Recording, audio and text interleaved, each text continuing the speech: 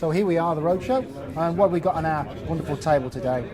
Well, we've got a range of oils. We want to look at some oil samples here, different machines. We can see this oil sample here actually came out of a compressor. We had a failure on a condenser and got flooded with water. We've also seen some oil samples here, quite cloudy, high insolubles. And then we can do some simple tests before we send it away. You can see here that we put a magnet here, and we can see there's some iron filing, so there's quite high iron content on this one.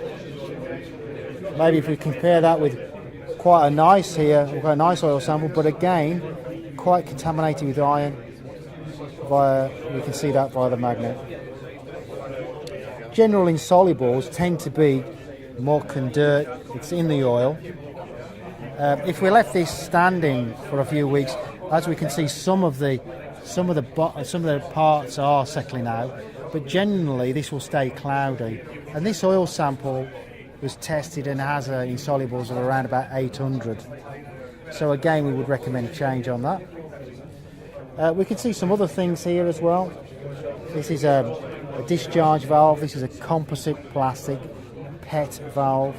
What we found is that the spring, the side little spring broke. That caused wear on here. And actually we found that by looking at our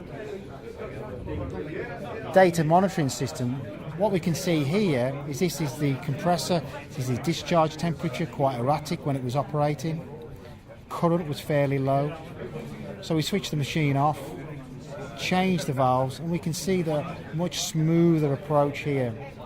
So again, with this type of maintenance, we're not on site, but this data has been analysed back at our offices and it generated a task list for the engineers to do.